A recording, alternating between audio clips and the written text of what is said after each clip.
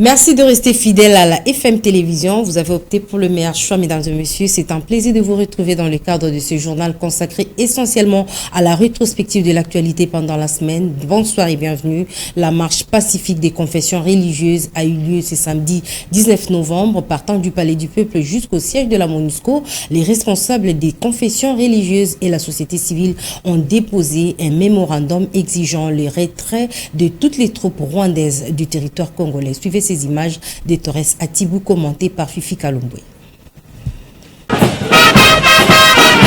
C'est sous une ambiance toute particulière que les responsables des églises autochtones Bangunza PV à Longo ont marqué de leur présence cette cérémonie de marche pacifique, symbole de soutien au FARDC. Sous la houlette de leurs représentants, l'ambassadeur Mangele Siluba Samartin, les Bangunza, comme on les appelle, ont marché pacifiquement, symbole du pouvoir, avec leur toge sacerdotale.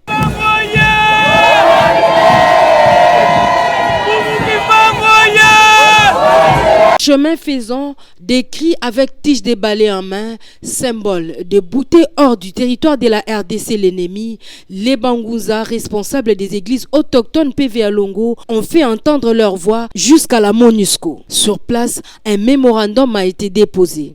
Des Nations Unies en la matière de lever l'obligation de notification préalable à l'achat d'armes, d'organiser le retrait immédiat et sans condition de l'armée rwandaise et son mouvement terroriste M23 du territoire congolais, de veiller à ce que les troupes des pays, des communautés de l'Afrique de l'Est accomplissent réellement leur mission de désarmement des troupes armées, de restauration de paix et de sécurité dans les délais et courts, dans les délais courts et précis.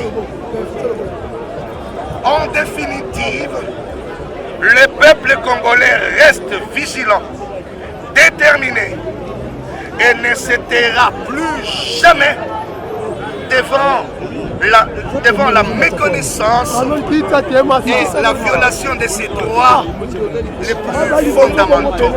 Ces responsables des églises autochtones Bangunza PV à Longo, en collaboration avec d'autres confessions religieuses ainsi que la nouvelle société civile congolaise, ont fait entendre la voix auprès de la communauté internationale afin de solliciter leur implication pour le départ de la MONUSCO ainsi que toutes les personnes impliquées dans l'agression du M23 en République démocratique du Congo. La cessation des combats, l'absence totale de tout rebelle du M23, voilà les souhaits de ces responsables d'église représentés en confession religieuse et nouvelle société civile pour la RDC. Déterminé à réclamer le retour de la paix dans l'est du pays, Ndona Itela, membre de la confession religieuse des églises autochtones Bangunza PV à Longo, a réitéré le message de l'unité à tous les Congolais afin que l'intégrité territoriale de la RDC ne soit pas violée par le Rwanda. Suivez son propos recueilli par Torres Atibou et Jessie Kanza. Lelo ezali mokolo ya motuya le 19 oyo etelemaki biso Bangunza ya solo na tina nini ya koyeba kopusana pene ya MONUSCO mpona kotalisa epai na bango ete esengeli batika mboka na biso Kongo, mboka oyo bakoko bamonela pasi, mboka oyo bakoko batikela biso melelo mawa pe pasi mingi pote makila ya bayindo ezo kosopana lokola banyama. Yangwana ya solo lelo Bangunza toteleme elongona bakoko elongona bakulu baso baza ya kotelema milimo nyonso pona kobunda kosenga kimia ya kati ya mboka oyo Kongo pe mondela ye bakotika biso mboka oyo moyindo amisala atambola lolenge bakoko batika ye yango tina ya botelemi na biso Bangunza. Dans un autre registre, le Premier ministre Jean-Michel Sama Lukonde est arrivé hier vendredi à l'île de Djerba en Tunisie pour représenter le président de la République au 18e sommet des chefs d'État et de gouvernement de la francophonie. Fifi Kalombwe. Le président de la République, Félix Tshisekedi, sera absent au 18e sommet de l'Organisation internationale de la francophonie. Assises qui se tiendront sur l'île de Djerba en Tunisie connaîtront la participation d'une trentaine de dirigeants dont le français Emmanuel Macron et le canadien Justin Trudeau. Au total, 89 délégations ont confirmé leur participation, dont 31 chefs d'État et de gouvernement et 7 dirigeants d'organisations internationales régionales selon les autorités tunisiennes. Le chef de l'État congolais sera parmi les absents suite à la situation sécuritaire qui prévaut dans la partie est de la République démocratique du Congo. Pour les mêmes raisons, il avait déjà manqué la 27e conférence mondiale sur le climat de l'ONU COP27 en Égypte où plus de 110 chefs d'État et de gouvernement étaient présents. Une réunion sur la situation en RDC y était même organisée par les pays membres de la communauté des États de l'Afrique de l'Est. Sachez par ailleurs que, comme en Égypte, Félix Tshisekedi sera représenté par son Premier ministre Jean-Michel Samalukonde Kyenge. En début de semaine, l'actualité a été dominée par les consultations initiées par Uhuru Kenyatta, choisi facilitateur dans le cadre de la crise entre Kinshasa et Kigali. Il a reçu le président des deux chambres du Parlement. Je vous propose d'écouter le président de l'Assemblée nationale au sortir de cette audience. Nous sommes venus répondre à l'appel de la paix. Il a pris cette charge pour essayer de ramener la paix avec le concours de tous les hommes de bonne volonté. Eh bien, nous sommes venus répondre. Nous sommes venus lui dire ce que nous pensons pour que la paix revienne d'une manière durable et définitive en République démocratique du Congo. Le peuple congolais, c'est un peuple pacifique. Le peuple congolais veut vivre en paix, en fraternité, avec tous les États voisins. Ce que nous lui avons dit reste entre lui et nous. Et quelles sont vos attentes? Nos attentes, c'est la paix. L'M23, c'est un groupe terroriste. On ne négocie pas avec les terroristes. Alors s'il faut négocier avec les terroristes, il faut poser des conditions. Merci beaucoup. Déposer les armes, quitter les territoires occupés illégalement.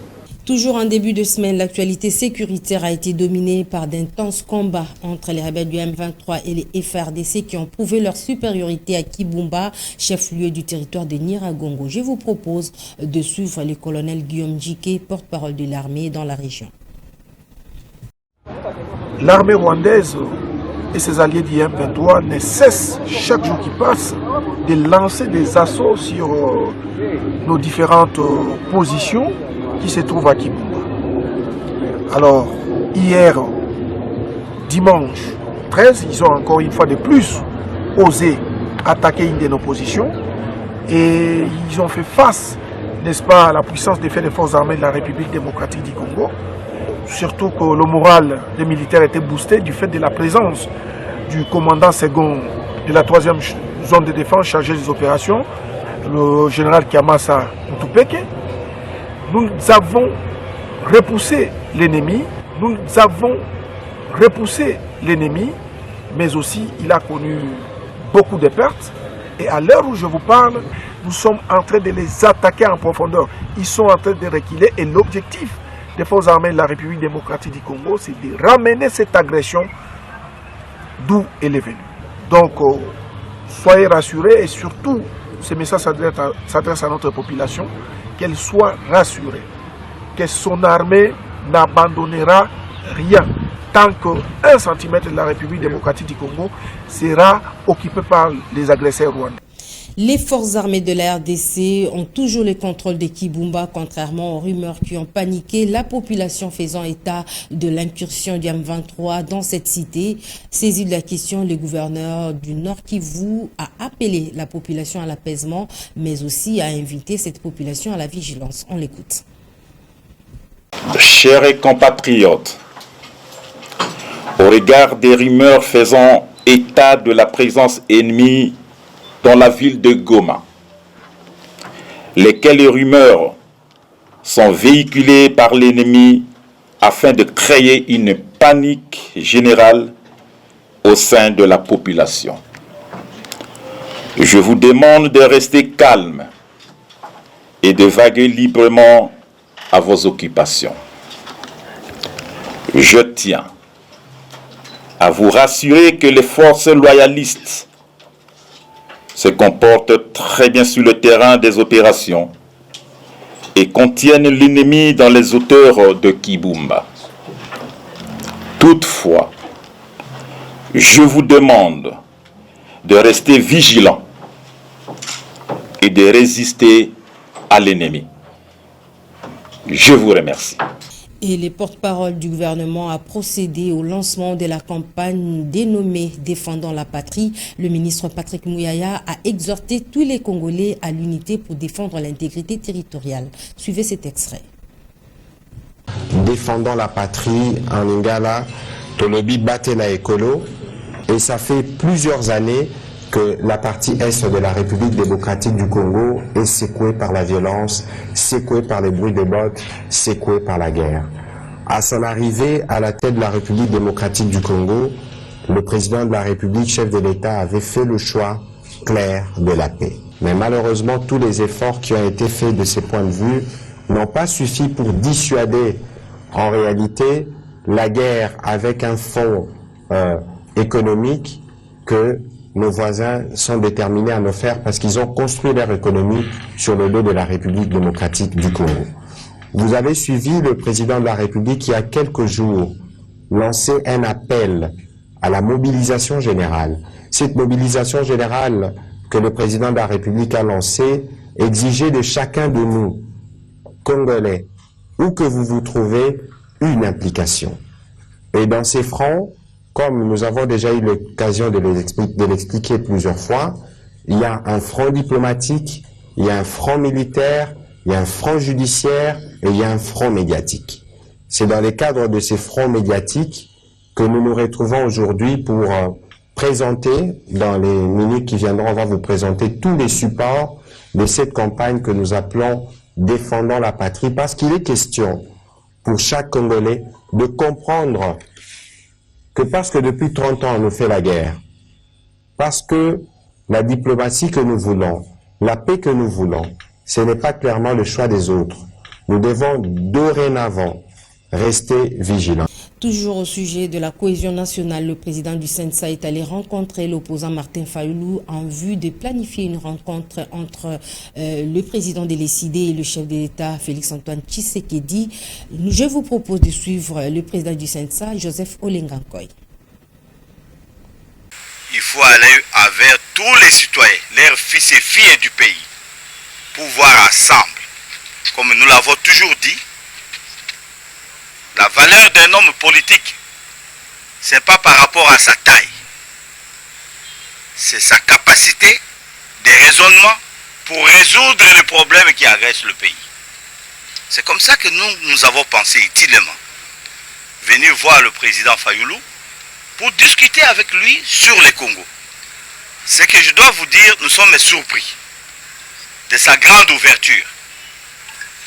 Parce qu'on ne peut pas arriver à trouver des solutions du pays sans la cohésion interne. Dans la cohésion, il faut que tout le monde, que tu sois au pouvoir, que tu sois dans l'opposition ou ailleurs, il faut à un moment donné, il faut que les gens se parlent, qu'ils discutent autour des valeurs de la République pour voir qu'est-ce que nous devons faire pour sauver notre pays. Chers amis, c'est pour ça que le CENSA est venu toquer dans la porte du président Fayulu pour lui demander quelle est la lecture qu'il fait de la situation et comment il attend pour qu'il y ait des solutions.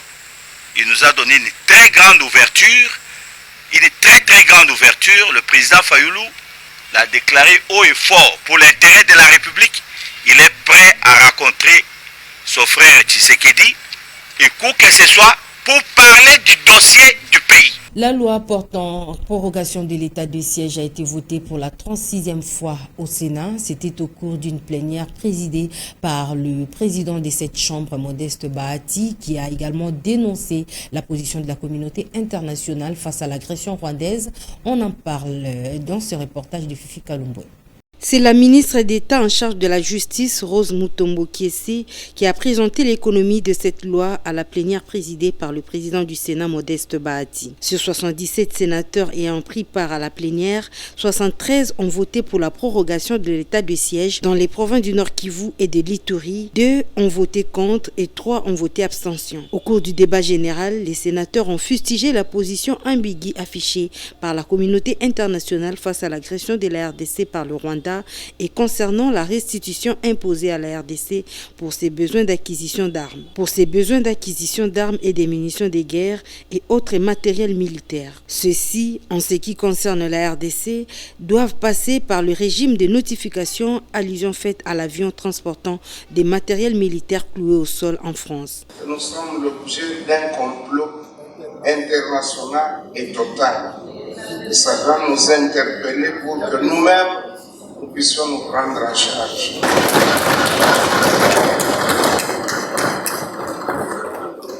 La journaliste Colette Brackman a écrit et rappelé ce que nous sommes censés tous connaître.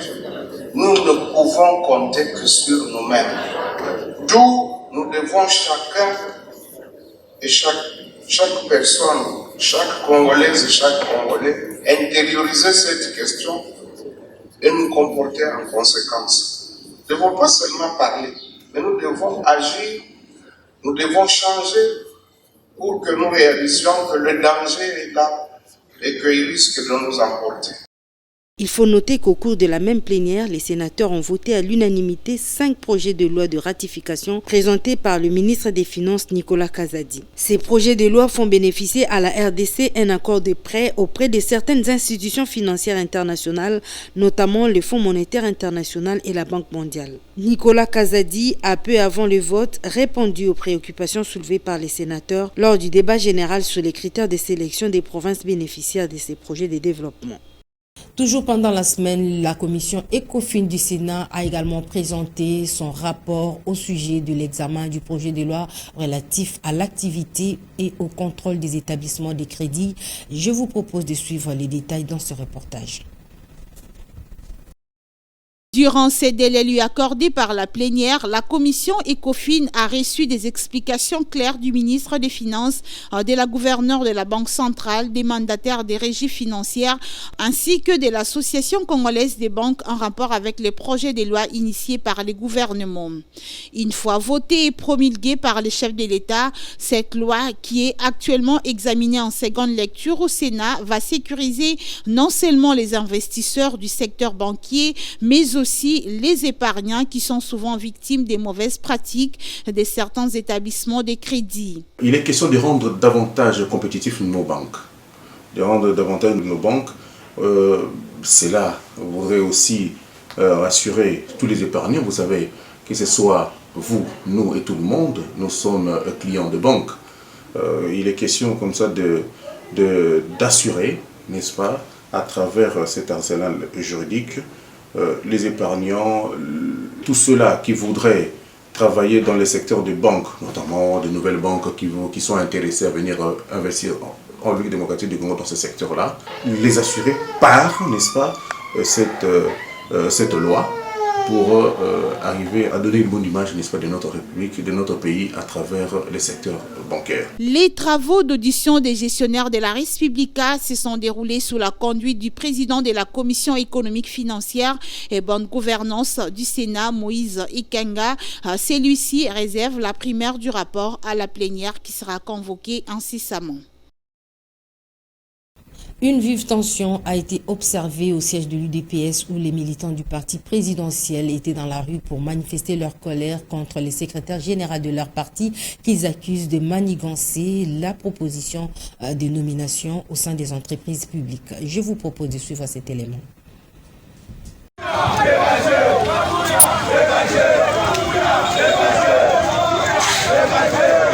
Nous sommes sur le petit boulevard Lumumba au niveau de la 10e rue dans la commune de Limete. Cette voie secondaire a connu une ambiance toute particulière. Chaussée barricadée avec des pneus brûlés, jets de pierres et armes blanches en direction du siège de l'UDPS. Œuvre des militants de ce parti qui réclament le départ coûte que coûte de leur secrétaire général Augustin Kabouya. Kabouya quitte l'UDPS. Nous ne pouvons pas souffrir. Tu fais nommer les inconscients. La police a été déployée sur les champs pour calmer la tension. Cette manifestation fait suite aux récentes nominations des mandataires publics au sein des entreprises publiques. Ces militants de l'UDPS se disent être exploités, mais sans récolter gain de cause. Quelques heures plus tard, la police nationale congolaise a pu calmer la tension, le climat est redevenu normal et les activités ont repris au siège de l'UDPS. Certaines sources renseignent que le secrétaire général du parti, Augustin Kabouya, est descendu pour calmer la tension des combattants. Qu'adviendra-t-il? Affaire à suivre. Parlons du procès Jean-Marc Kabound. La Cour constitutionnelle s'y invite. Les avocats de l'ancien chef du parti présidentiel ont saisi cette juridiction en interprétation de l'arrêt de la Cour de cassation jugeant non fondé toutes les exceptions. Il s'agit d'un procès éminemment politique, a dit Maître Emmanuel Kahaya, l'un de ses avocats, au micro de Patrick Ngouo et Papi Vangou. Aujourd'hui a été suspendu par le fait que nous avons brandi une pièce très capitale consistant en une requête qui nous a permis de saisir la Cour constitutionnelle pour solliciter l'interprétation de l'arrêt. En d'autres termes, ça veut dire quoi? À l'audience passée, la Cour de cassation a rejeté l'exception d'inconstitutionnalité que nous avons eu à soulever, et sur base de cette exception d'inconstitutionnalité rejeté à tort par la Cour de cassation, nous sommes dit qu'on ne va pas se limiter à ce niveau-là. Et la raison pour laquelle on a brandi le récépissé, qui constitue un acte par lequel nous avons saisi la Cour constitutionnelle. Et donc, nous attendons que la Cour constitutionnelle le fixe très rapidement. Effectivement, parce qu'on a relevé une contrariété, d'abord au niveau des actes de procédure, et à ce qui concerne le réquisitoire qui épingle 5 infractions, alors qu'au même moment, au niveau de la requête aux fins de fixation d'audience initiée par le ministère public, on épingle 12. Nous sommes en matière de droits de l'homme également. Et au niveau de la Constitution, les droits qui concernent la défense sont bel et bien garantis. Et c'est à ce niveau qu'on ne peut pas accepter qu'il y ait violation des droits de l'homme par une grande chambre judiciaire, à savoir la Cour de cassation. Non, il y a eu pas mal de vices de procédure, pas mal de violations de droits liés à la défense. C'est la raison pour laquelle, cette fois-ci, nous tournons le dos à la Cour de cassation pour braquer le regard tout naturellement vers la Cour constitutionnelle. Que la Cour constitutionnelle nous fixe très rapidement, quitte à voir si on devra cette fois-là classer l'affaire sans suite ou alors revenir au niveau de la Cour de cassation. Le procès est éminemment politique. Quand est-ce qu'un conflit foncier peut aboutir à un déguerpissement? La question fait couler beaucoup d'encre de salive au sein de la société. Ce soir, la FM Télévision vous offre l'opportunité d'en savoir un peu plus dans cette réaction de Maître Loulou Diloumontou au micro de Igor Sombo et Papi Vangou. C'est d'abord une décision, ça peut être une nomination administrative, au cas où vous occupiez les terrains précaires, sans document, bien entendu, ou soit au cas où vous occupez un lieu qui est source de litige. C'est en ce moment-là qu'une décision peut être prise. Cette décision va maintenant ordonner qu'il y ait un déguerpissement. Donc on peut vous déguerpir si vous occupez un lieu en conflit, ou soit vous n'avez pas les droits, sans titre ni droit, eh bien, on vous déguerpit. Administrative, sans ce moment-là, on peut peut-être saisir les cours administratifs. Les cas administratifs, vous saisissez la cour administrative, et ça va vous rétablir dans vos droits. Si vous avez du moins des documents qui prouvent que vous avez été lésé par cette décision administrative. Mais par contre, si c'est une décision judiciaire, vous allez attaquer. Si vous avez des pièces, bien entendu, vous attaquez. Par rapport à ça, on va s'asseoir d'abord pour examiner, et finalement, si vous avez raison, on vous accorde la raison. Donc, toujours, tout se joue au niveau des titres. Quand vous avez les titres, ça vous protège. Mais il y a un autre élément qui est important, il faut comprendre ici, que l'État a induit beaucoup de gens en erreur. Certains sont des guerriers aujourd'hui, ils ont des titres. Lesquels titres sont émis par des préposés de l'État. Ça, c'est le vrai problème que nous avons avec notre Congo. C'est ainsi nous disons que les gens peuvent toujours se plaindre. Au chapitre de la santé, nous allons parler de la célébration le 14 novembre de chaque année de la Journée mondiale du diabète. Qu'est-ce que les diabètes? Comment prévenir les diabètes? Tentative de réponse avec le docteur Jacques Louangui au micro de Annie Akole et Florent Okita. Par définition, nous avons dit que c'est une maladie métabolique qui est caractérisée par une hyperglycémie chronique due à la destruction, soit à la destruction des cellules bêta-désulo de Langerhans, ça c'est une carence absolue en insuline, ou soit en une diminution de ces cellules sécrétrices de l'insuline. Pour répondre à votre question, nous allons un peu parler de l'insuline, parce que c'est de l'insuline qu'il s'agit. L'insuline, c'est cette hormone-là qui permet au sucre d'entrer dans la cellule pour que la cellule puisse effectuer son travail, ce qu'on appelle le métabolisme cellulaire. Et lorsque le sucre ne parvient pas, lorsque l'insuline est absente, alors le sucre ne pourra pas pénétrer dans la cellule. Et cela va entraîner certaines de faiblesses chez la personne qui souffre de cette maladie du diabète. Revenons dans le même chapitre de la célébration de la Journée mondiale du diabète pour vous proposer quelques moyens de prévention de cette maladie chronique, toujours avec le docteur Jacques Louangui qui retrace quelques conseils dans ce propos recueilli par Annie Akole et Florent Okita. Donc, je veux vous dire ici que les diabètes, on ne peut pas les guérir. Donc, si on veut guérir les diabètes, parce qu'il y a plusieurs méthodes. Si on veut guérir du diabète, on peut faire soit la greffe du pancréas. C'est au niveau du pancréas qu'on trouve les cellules bêta-désulo de Langerhans qui sécrètent, n'est-ce pas, l'insuline. Mais si on ne fait pas la greffe des cellules du pancréas, on ne peut pas guérir du diabète. On sera alors obligé de vivre avec son diabète et d'observer les règles hygiéniques, notamment des règles alimentaires.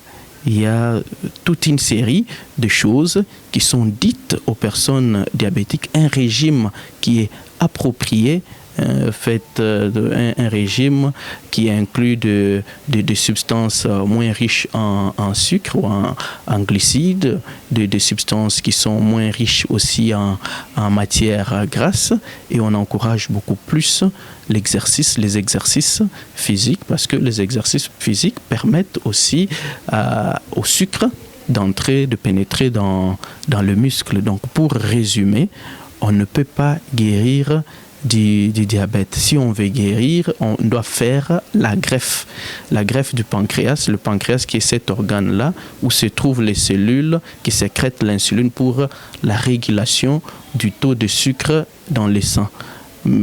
Autrement, on sera obligé de vivre avec notre diabète tout en observant les régimes qui nous est donné par le médecin, et aussi prendre les médicaments pour que le taux de sucre puisse se stabiliser, parce que le taux de sucre détruit l'organisme et ce qui va aboutir à long terme à des complications du diabète qui sont des complications graves de la tête aux pieds. Parlons de la boxe avant de boucler ce journal. La nouvelle présidente intérimaire de la Ligue nationale de la boxe professionnelle a dévoilé ses ambitions en tête de cette discipline. Elle a promis de travailler pour remettre l'image de la boxe professionnelle sur toutes les plateformes internationales. C'était à l'issue d'un point de presse qu'elle a organisé. Suivez. Moi, c'est Noélan Samoa. Wow, je suis la nouvelle présidente intérimaire de la Ligue nationale de boxe professionnelle.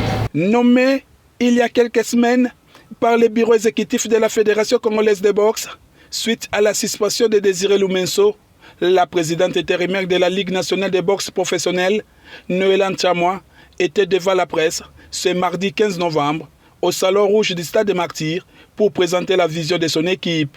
Ce que nous voulons faire, c'est de remettre l'image de la boxe professionnelle dans le plateforme internationale. Parce que beaucoup plus, on voit l'international, on voit la promotion de nos athlètes nationaux ici, le trouvant des opportunités à l'étranger ou bien ici au pays, de les identifier. Voir nos box amateurs, comment est-ce qu'ils peuvent devenir professionnels, parce que c'est ça même le top. Vous commencez aujourd'hui avec un athlète, cet athlète-là doit savoir où est-ce que il ou elle est en train de partir. Et c'est vraiment la responsabilité de la Lina Box Pro de promouvoir ces athlètes-là de boxe qui aspirent au grand ring, quoi. Par ailleurs, elle a confirmé la tenue d'un grand événement qui aura lieu le 22 décembre prochain à l'hôtel Pullman de Kinshasa. Nous avons pris tout un mois pour bien se préparer et bien dresser notre calendrier.